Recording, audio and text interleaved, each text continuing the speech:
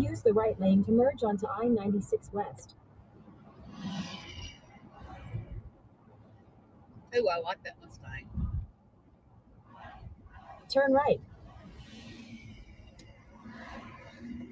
Oh.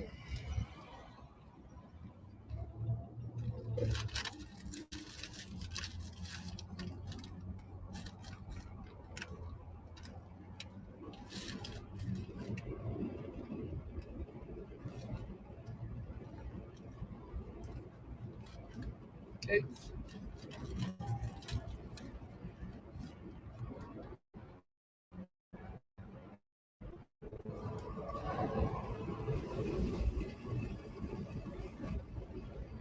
For 30 miles, continue straight. God damn.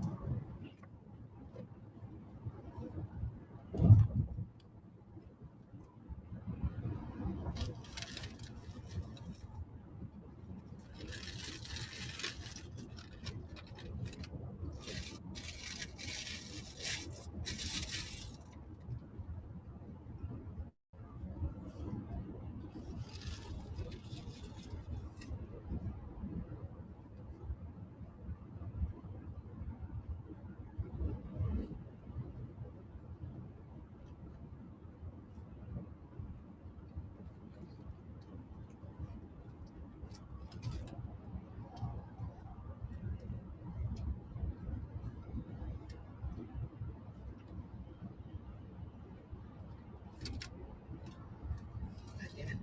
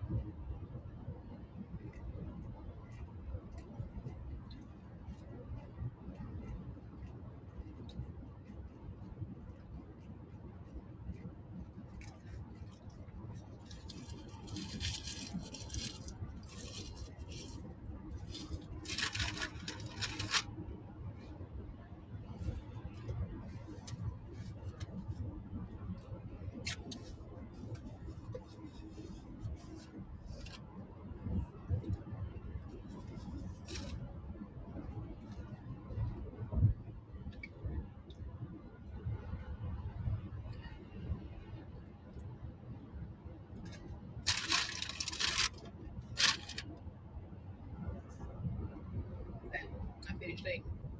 I had a beef burrito. It was yummy. Got it all over me though. God damn it. Pisses me off. I spill food on myself. Mm. I guess I gotta turn my thing back. And we're gonna listen to the Amityville murders.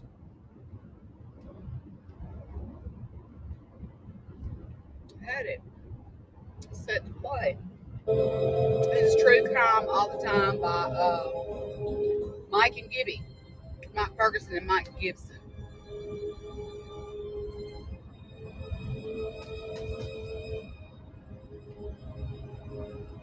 Hello, everyone, and welcome to episode 51 of the True Crime All the Time podcast.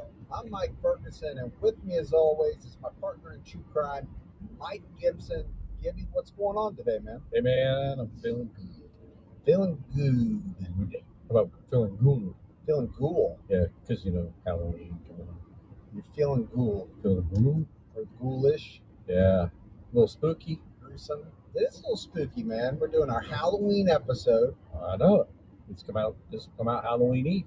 No, it won't. It's going to come out Halloween Eve. Yes, it will. Yeah, so happy Halloween Eve. And if your name's Eve, then happy Halloween Eve.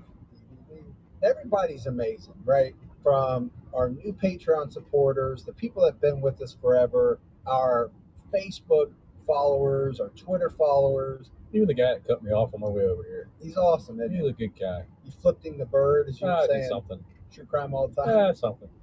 Got my little K-bar out, waved it in the air. Our Instagram followers. We're just seeing so Even much his more K-bar. in the way of social media from, people retweeting. And let's keep that going. It really helps us get the word out. Let's do a mega tweet. A mega tweet? What's that? I don't know, but we're going to make it happen. Knowing you'll do it with a gift. I like gifts. You're the king of gifts. I do. I like them. All right, got to give a huge shout out to Maggie for her writing and research on this episode. Yeah, Maggie. Yeah, Maggie. She's awesome. Gibbs, you ready to get into this episode of True Crime All the Time? Fearless, No, don't I'm dare out. cut me You off. out? I did. All right, Gibbs is out. Can't even start. This is WOR New York. Stay tuned for In Conversation. First, this bulletin from the WOR newsroom. 6 members of one family have been found shot to death in their night clothes in their expensive home in Amityville, Long Island. The only available information at this moment, according to the Amityville Village Police, is that the victims have been identified as members of the DeFeo family.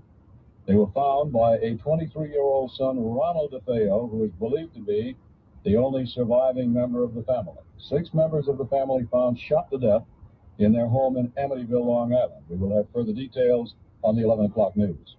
So, original newscast from back in the day of when these murders took place to kind of get us in the mood, get us in the time frame of what we're talking about. That was 1974. But we got to start off talking about Ronald DeFeo Jr. Also went by the name Butch. He was born on September 26, 1951, born in Brooklyn, New York. So Brooklyn boy. Brooklyn boy. He was the oldest of the children born to Ronald Sr. and Louise DeFeo. And Ronald Sr. was a car salesman who did very well for himself. The DeFeo family was comfortably middle class, probably upper middle class, I would say. He made a good living, was able to provide for his family, and it was in 1965 that he bought a house located at 112 Ocean Boulevard. This was in Amityville, New York, Long Island. Very nice suburban community. And Ronald Sr. had worked very hard to give his family their slice of the American pie, the American dream, whatever you want to call it, Gibbs. Let's call it American Dream, because after watching American Pie, Yeah, You you're know. right. There was some stuff done to that pie that was not Oh, so. it's a tiny American house. I Tasteful. want it. But Ronald Sr. was not without his faults. He was very I totally controlling. want this He little house. liked to exert Get his it. authority, It's and so it teeny. was said It's that perfect. he and his That's the wife perfect had house for me, a yo. lot of very heated arguments, and he was tough on the children. And it just so happened that Butch, being the oldest, was usually the target of his father's abuse. And he at some point, he kind of grew accustomed to that. I mean, he was the one that was taking the brunt of his father's ways, or abusive ways, I should say. the family punching bag. Yeah, I think that's kind of how Oh, I it even got became. back over. Butch as a child, he was made fun of at school. He was overweight, which it must have been only as a child, because as he gets older, he's not. I was a husky boy when I was little. A husky? That's what we called it. Oh, husky now. Because I'm not husky. You're husky. I'm hunky. Guess my third one cut me off. It's a fine line between husky and hunky. Chunk of hunk. Is that the piece of chocolate bar or something? Chunk of hunk? Wrapped up in a little No, it's gold just wrapper? called- Chunk? Chunk, isn't it? Oh, I don't know. I don't buy it. Hell, I don't know. I thought you were talking about the little kid from the Goonies. Oh, yeah, I remember him too. Yeah, you guys. That's the guy that messed up. What are you talking about? Goonies, the guy that they unchained. Why would There you you get guys. Christ man so Anyway, I didn't down? want to get you off track, but No, I was called Husky. You buy your jeans from Sears back in the day, and they had a brand called Huskies, or as bigger lads. Yeah, I don't even know where to go with that. Huskies. Huskies. Oh my gosh. At least I don't wear that stuff you wear, man. The You don't even know what. I know. I forget what they're called. You're trying to burn me, dude, I and you can't. can't even get it I out. can't. I don't know what those skin tight things are called. Skin tight. I Yeah. haven't worn anything skin tight in my life. Thank goodness. Nobody wants to see that. Thank goodness. Let's get back to this DeFreo. Did you just say DeFreo? DeFeo. DeFeo? Yeah. Since you derailed us. I'm sorry. But now, getting back to Butch, it was said that he was overweight, and because of that, he kept to himself. So not only was, I guess you'd call it getting bullied at home, but he was also getting bullied at school. Man, we know kids can be rough. Kids can be rough, and we also know what happens when kids get bullied. They at some point there's only so much you can take, and they tend to lash out in different ways. Some extremely violent, some not so violent, but it can happen. It can be very violent. Yeah, unfortunately, it's most of them lash out later in life instead of at that time. Yeah, maybe it's just because it's been bottled up for so long. There's only so long it can before it has to come out. I don't know. I mean, it varies person to person, right? But the one thing we know, Gibbs, is nothing good comes from bullying. There's only bad things that can come from it. Yeah, don't do it. Don't do it. Something. But Butch, later on in life, would have a much different outlook on his father. My father was my best friend in many, many ways, no matter what I did. And the truth of the matter is, most of the time I was always wrong. I was always in trouble. No matter what I did, he was always there for me to bail me out. So in that clip, you can hear him talk about his father in almost reverent tones. He was saying his dad was always there for him, was always bailing him out. But I don't know, Gibbs. I think this is much later in life, and I think he's reflecting back. This is not how he felt as a child. No, I think he's just saying that hard love was okay. He's just saying that he deserved the hard love that he got. And I think maybe his dad really was there for him, did bail him out of a bunch of stuff. We'll talk about some of it, but he was also very tough on him. So That's still like got you called 78 it, miles hard to go. love. Yeah. And back in that time, there was a lot of that damn. going around. I think a lot of people would call it tough love, but if you want to call it hard love, You like hard love, but back then it was tough or hard love. But so he's getting bullied as a kid, and as Butch grows older, he starts to fight back against his dad and against the people that were bullying him, teasing him. Like we said, as he grows up, does he get a little bit more physically able to fight back, or is it just that he couldn't keep it Don't inside know. anymore? He You tell reached a me. breaking point, and he said, "Enough's enough. I'm not going to take it anymore." I don't know the answer to it. I'm just asking the questions.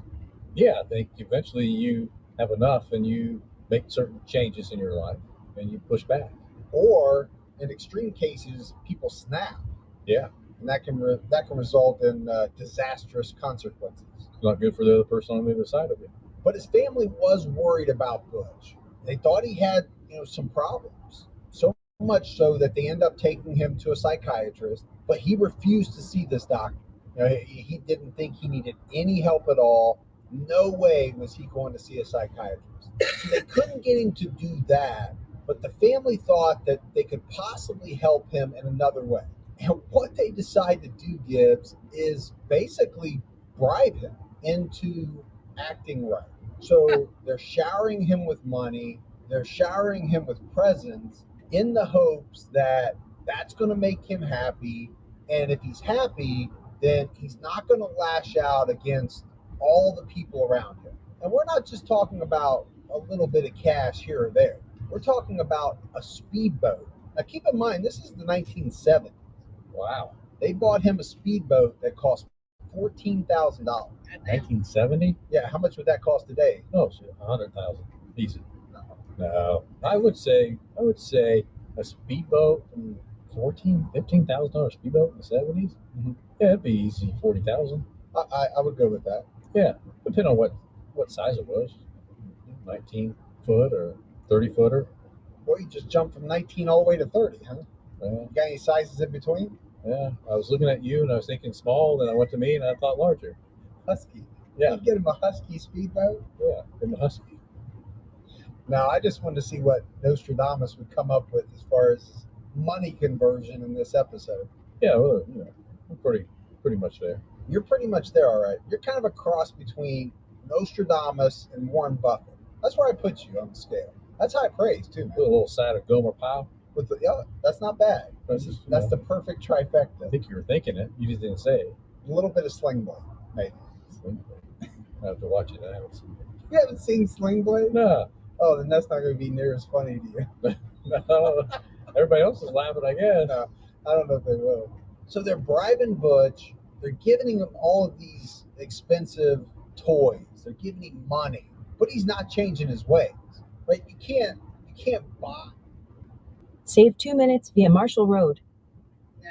somebody into changing behavior. You- I shouldn't say you couldn't do it. It's pretty tough. And it would be temporary anyway, Yeah. right? I mean, it might change their behavior just for a short period of time, but You know that with your own kids, I'm sure. Anybody that has kids, you buy them something, they're happy. Yeah. For whatever period of time that is. But if they're having behavioral problems, that's going to be temporary. then if that kid really knows how to play the game, it could be dangerous for you because they're gonna give you a little bit of happiness and then back off, and then you're gonna feel like you need to up your game, and they come out quite well. Well, it doesn't. There's no way that it gets to the underlying problem, right? A speedboat is not going to fix the underlying problem of whatever issues you're going through. It's just not going to do it. Yeah. The other problem is that Butch ends up becoming addicted to heroin. He's using LSD. This is all by the time he's 17 years old. That's not a good combination. Either one of those on its own is bad enough. How is Yeah, I LSD think so. bad? But using both heroin and LSD, Some major tripping. that's In 10 miles, take exit 98A onto Lansing Road South. a bad combo. He ends up getting kicked out of school for violent behavior, but this doesn't stop the DeFeo family from trying to win Butch over. So he's not doing well. He's got kicked out of school. He's on drugs. He's being violent, and they're still trying to reward him or bribe him or whatever you want to call it. When Butch turned 18 years old, he was given a job working at the car dealership that his grandfather owned. But think about that, Gibbs. 18 years old, you're given a cushy job at your family's car dealership. Wouldn't you have liked that? I would like it, but just because you work for your family doesn't mean it's cushion. Well, it is for Butch. I should have said. Okay, Not in every situation, right. but we're talking about Butch DeFeo. And, this is a job that a lot of people would have liked to have had. He's given the job because he's family, but he wasn't expected to actually put in the work that the job required. And again, this is letting him do whatever he wants and actually rewarding him for what I would call bad behavior. You're not helping people out, I don't think, by doing that. But I mean, getting back to your point, Gibbs, in a normal situation, just because you work at the family business, you're still expected to work. And in a lot of cases, you're probably expected to work harder, right? Family often comes down on you a little bit harder or expects a little bit more from you. Yeah, most would. Yeah. In most situations. His dad, Butch's dad, is giving him money every week, whether he even shows up to work or not, whether he does the job or not when he's there. He's just full of shenanigans. Shenanigans. That's right. He's just getting paid for not doing anything. Collecting the check. Yeah, he's just there to collect a check, and he spent every dime he got. So, he's buying a new car. He's using all this money that his parents are giving him to buy drugs, alcohol, and even guns. He starts to get into guns. And this is not going to turn out well, the fact that Butch DeFeo starts to buy guns. There was a story about him taking a hunting trip with a friend, and for whatever reason, I don't know if they got in a fight, but he actually threatened this guy, his buddy, said he was going to shoot him. He didn't, but then later on acted like he never made that threat.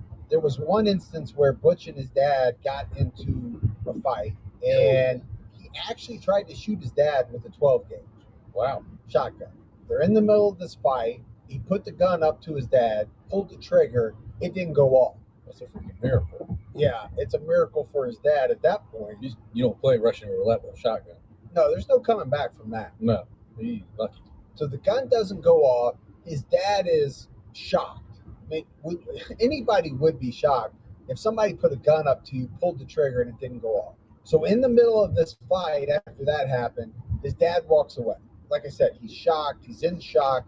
Can't believe that Butch pulled a gun on him and actually tried to shoot him. Yeah, actually pulled the trigger. So we talked about Butch working at this car lot, and he's not happy at the amount that he's being paid. He thinks he's being underpaid for all of this amazing work that he's doing, which by all accounts was nothing. And because of this, he starts to embezzle money from his own grant fund. So not good enough that he's getting paid to basically Nothing? do shit. I was going to say, do yeah. jack shit. Right. He's stealing money from his own grandfather, and that is low. But he's going to go low, and he's going to decide to try to push the boundary even farther. And he comes up with a plan to acquire more money. And the plan centers around him going to the bank, being sent to the bank to deposit $1,800 in cash and $20,000 in checks. But Butch never does this. Instead, he has a friend rob him, and they end up splitting the money. So he has to go back and say, I got robbed. They call the police come. Butch is acting very strange. He gets violent with the police. He's irritated with them asking him questions. And one of the things that they want to know from Butch is, what did he do in the 2 hours after the robbery? Because apparently the time that he said he got robbed, there was a 2-hour period before he came back. That's a problem. Well, police are going to want you to account for that time. Yeah. But I think from the start, they know that Butch is lying. So they're trying to pin him down. They're trying to get him to say something. And he just gets very upset to the point where he's yelling at police. He's banging on the hood of a car, showing how upset he is. Going for the Oscar, huh? Yeah, I think he was. I think he was putting on a show, maybe a combination. He probably was pretty angry because, by everything in the research, you can see the guy was violent. Right, a little hyped up. He had a very violent streak in him. The police asked Butch to come down to the station. They want him to look at some mugshots to see if he could identify the person that robbed him. And he told the police he would do this. He told his dad he was going to do it. But at the last minute, he changed his mind. And he said to his dad, I'm not going. I don't want to do this. And his father got very angry at him because he didn't understand why Butch didn't want to cooperate with the police. Now, I think at this point, he was starting to draw some conclusions that, either maybe Butch was involved in this, because why was he acting this way? Why didn't he want to cooperate? And this would come out later that Ronald Sr. screamed at his son, "You've got the devil on your back." And in 2 miles, take exit 98A onto Lansing Road South. Said back to his father, "You fat prick, I'll kill you." Stormed out of the house, got in his car, and took off. So Gibbs, his dad might have been a little husky. Little husky? Little husky. Yeah. It doesn't like they're going to have any father-son picnics anytime soon. Who, Butch and Ronald Sr.? Yeah, it would be the father and dad. I think it would be tough. Yeah. I mean, would you have ever told your dad, "You fat prick, I'll kill you"? Forever. I mean, my dad and I got into some stuff. Yeah, I wouldn't say it. Never physical. I mean, we would argue and things like that, but I would never dream of saying that. No, I wouldn't say that at all. I might say it to you, but Drop you where you sit. I would never say that to you, man. One, I'm a husky. You already said you were husky. No, That's already been established. Not now. I'm a lean, mean, slightly oversized. Because you're not husky, but you're oversized. I'm not heavy. Stay in the middle lane.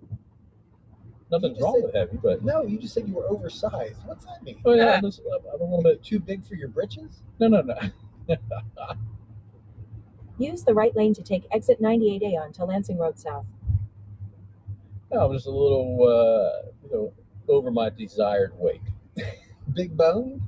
You're over your desired weight. I'm Yeah. going to start using that. I too am over. Take the exit. Desired way. You are. Oh, gosh. All right, we got to get back to Butch. We can't be talking about how husky you are this whole episode. Hey, you brought it up. Oh, you're the one that said husky. Second I time. never brought it up. Because now we're getting to the early morning hours of Wednesday. Did I say Wednesday? You did. I did, didn't I? Mhm. Wednesday, It is Wednesday, November actually. 14th, 1974. Gibbs was, what, 30 years old? 74? Yeah. I think I was probably turning Stay in the left 2 lanes. 8 years old. I'm just messing. We're in Amityville. It's quiet. In 2 miles, take a slight right turn to merge onto I-69 South toward Fort Wayne. Amityville is a nice, quiet suburb. It's a nice place. It was quiet, huh? I said quiet twice, didn't I? Yeah. Okay. Just nice, slow, quiet town. Everybody just whisper. I'm really putting the emphasis. Don't get too worked up about anything. I mean, you're probably talking about birds chirping, maybe some people in their car driving to work. Kind of like Mayberry. Yeah. Yeah. But by the water. Yeah, and Gomer. And in the DeFeo home, everyone is in bed except for Butch. Butch is awake. He's sitting alone in his room thinking about his life. And it's at that moment that he makes a choice which is going to devastate the DeFeo family. He decides that he's going to deal with his father once and for all, and not just his father, the entire family. Now, Butch had his own room, right? He's the oldest. He had his own room, but it wasn't just because he was the oldest. He was also violent. He was the scary kid. Yeah, so I didn't think they wanted him bunking with any of the other kids. But having his own room meant that he could store all of these weapons that he had been buying, because he's being thrown money. We talked about that, and nobody would know about it. So he got a little mini arsenal. Yeah, he's got a little arsenal apparently in his room. And In 1.2 miles, take a slight right turn to merge onto I-69 South toward Fort Wayne. Proceed to the route. around 3 o'clock in the morning, he selects a 35 caliber Marlin rifle, lever action, kind of like what they would use in the old Western movies, right? Lever action rifle. Little shootout kind of rifle. I don't know what that is. So you hold it waist. They just park it at their waist. They don't have to put it on their shoulder. Do you have to put any rifle on your shoulder? Well, it's a whole lot easier to have one that you can lever action. Really? Because it seems like one I can just pull the trigger would be even easier. Well, back then they probably didn't have the. Yeah, in 74 they did. Yeah, maybe. You don't know. You weren't around. But not in the Wild West. Hey, were you around? I was around in 74, barely. Yeah, crawling on your mama's lap. Exactly. I just like to see where you're going to go with your lever action story. Now, if you were talking about the Old West, I agree. Yeah. Shootout gun. Shootout gun. That's what we're calling it. We would have a shootout. All right, we got to get back to Butch. He's got this 35 caliber Marlin rifle, and he walks down the hall to his parents' bedroom. And what he's going to say is that he just stood there. He stood in the doorway watching his parents sleep for just a moment. And he was kind of readying himself for what he was about to do. And then he fired his first shot. And he Continue straight, then use the right lane to take a slight right turn to merge onto I-69 South toward Fort Wayne. This would be the first of 8 shots, 8 killing shots that he's going to fire that night. He first shot his father in the back, shot ripped through his kidney, and exited his chest. Use the right lane to take a slight right turn to merge onto I-69 South toward Fort Wayne. The second shot was into his father as well, again in the back, and this one pierced the base of his father's spine and lodged itself in his neck. So imagine that, Gibbs, starting at the base of the spine, traveling upwards Well, into the neck. being that close with a rifle of that caliber, man, not surprised. Right? And as you can imagine, his mom wakes up. You're going to wake up when you hear 2 rifle shots in a small room. It's going to be unbelievably loud. But as soon as she wakes up, Butch points the rifle at her. She's got no time to react at all. He fires 2 shots into his mom. For 47 miles, continue straight. While she's still lying there. I mean, she doesn't even, that's the kind of time she has. She doesn't even have time to get up out of bed, do anything. And he shoots her dead with 2 shots. What a monster. Imagine that. Your mother and father, your mom and dad, you've just killed them both. And they're laying there in their bed next to each other. It's unimaginable. I mean, the bullets that entered his mom, they shattered her rib cage, caused her right lung to collapse. They bled out and died. They're not going to survive that. But Butch is not done. He next went to the room of his younger brothers, John and Mark.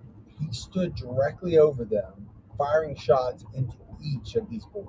I mean, these were fatal shots. I mean, they tore through internal organs. And Ronnie Butch would later say that Mark never moved at all, but John was twitching as he stood over him. He saw John twitching for a few moments, and they figured out that these were some type of spasms because his spinal cord had been severed by a bullet.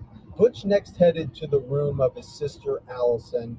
Allison was still in grade school, closer to the ages of his brothers John and Mark. And as Butch walked into his sister's room, Allison woke up, looked up at him.